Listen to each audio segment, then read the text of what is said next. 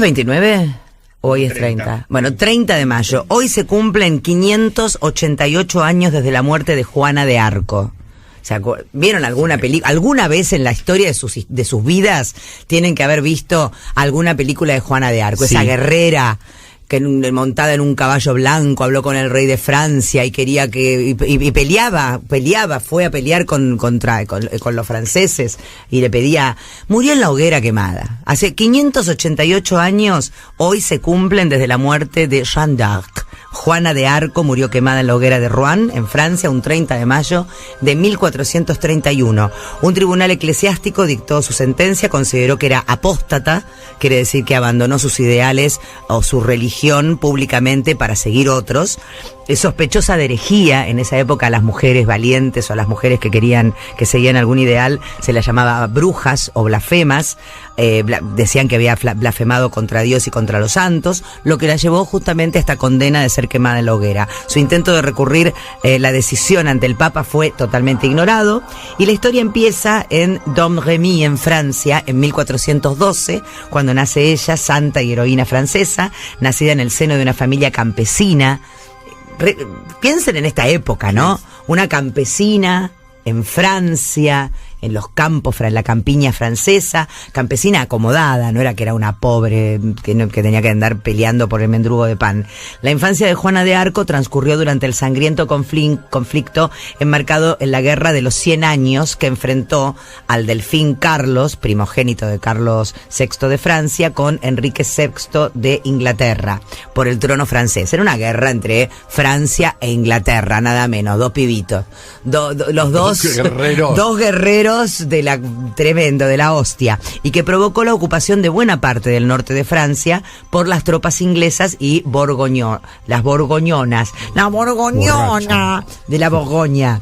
A los 13 años, y esta es lo interesante, 13 años tenía Juana de Arco, confesó haber visto a San Miguel, a Santa Catalina y a Santa Margarita. Era muy de esa época tener tener visiones, encontrarse con la Virgen de Lourdes, las Virgen de Fátima, bueno, todas las niñas que veían vírgenes, bueno, porque tampoco había tele, porque no había celular, y porque de lo único que se hablaba, drogas había. Y drogas no había, pero de lo único que se hablaba era de la religión. Entonces, ¿qué veían? Aquello de lo que se hablaba. Si no querés creer, si querés creer, quizá veían, justamente se les aparecían los santos. Declaró que sus voces, las voces de San Miguel, de Santa Catalina y de Santa Margarita, la exhortaban a llevar una vida devota y piadosa. Digamos que tuvo un llamado, digamos, se le dice un llamado en lo que es religioso. Unos años más tarde, esto fue a los 13 años, se sintió llamada por Dios a una misión que no parecía al alcance de una campesina analfabeta: dirigir el ejército francés. Le dicen a una nena, porque tendría 15 años, 16 años, le dicen, vos tenés que dirigir el ejército francés. Francés, recordemos, estaban peleando con Inglaterra, estaban peleando estos dos reyes, estos dos, Carlos de Francia con Enrique de Inglaterra, peleaban por las tierras. Y tenía que coronar como rey al delfín en Reims y expulsar a los ingleses del país. Simple lo que le pedían. Simple. Dirigir el ejército francés, coronar como rey al delfín, el que estaba en donde ella, no era de ahí ella, pero bueno, tenía que coronar al delfín y expulsar a los ingleses de Francia.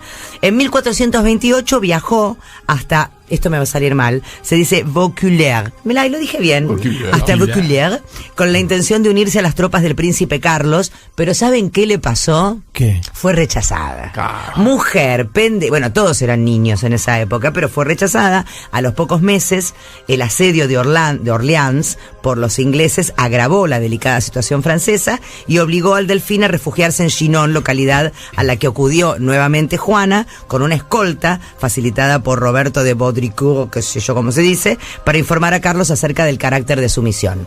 El príncipe Carlos, no sin haberla hecho examinar por varios teólogos, la mina escuchaba voces, ¿entendés? Estaba escuchando voces. Accedió al fin a confiarle el mando de un ejército de 5.000 hombres. con el que Juana de Arco consiguió derrotar a los ingleses y levantar el cerco de Orleans el 8 de mayo de 1429. A continuación realizó una serie de campañas victoriosas que franquearon al delfín el camino hacia Reims, que era lo que ella quería, que el delfín fuera coronado rey en Reims, y permitieron su coronación como Carlos VII de Francia. Acabado su cometido, Juana de Arco dejó de oír sus voces interiores. No escuchó más nada. Estoy tranquila. Silencio. Estoy tranquila. Y pidió permiso para volver a casa. Pero ante la insistencia de quienes le pedían que se quedara, continuó combatiendo primero contra París en el 1429, después en Compiègne, donde fue capturada por los borgoñeses. La entregan a los ingleses a Juana de Arco. Fue trasladada a Rouen y juzgada por un tribunal eclesiástico acusada de brujería. Mujer, chicos, mujer. Mujer en el año 1420, con el argumento de que las voces que le hablaban procedían del diablo. Con lo cual se pretendía presentar a Carlos VII de Francia como seguidor de una bruja, para desprestigiarlo al rey. Tras un proceso de inquisición de 3 meses, fue declarada culpable de herejía, de hechicería. Pese a que ella había defendido siempre su inocencia, acabó por retractarse de sus afirmaciones, lo cual permitió conmutar la inicial sentencia de muerte por la de cadena perpetua. Porque hacían eso, claro. Sin embargo, días más tarde se retractó y dijo, no, es mentira, yo escuchaba las voces, es todo mentira, lo dije porque me estaban coerciendo. Te quemamos. Bueno, entonces, como reafirmó el origen divino de las voces que oía, fue condenada a la hoguera. Fue ejecutada el 30 de mayo de 1431 en la plaza del Mercado Viejo de Rouen. Durante unos años corrió el rumor de que no había muerto quemada en la hoguera, ya que había sido sustituida por otra muchacha, eso es lo que se decía, para casarse posteriormente con Roberto de Armois en 1456. Juana de Arco fue rehabilitada solemnemente por el Papa Calixto III a instancias de Carlos VII, quien promovió la revisión del proceso. Considerada una mártir y convertida en el símbolo de la unidad francesa. Fue beatificada en 1909 y canonizada en 1920, año en que Francia la proclamó su patrona. Juana de Arco, una nena, tenía menos de 20 años cuando luchó con el ejército francés para liberar a Francia de Inglaterra. ¿Qué me contás? Un día como hoy, hace 588 años.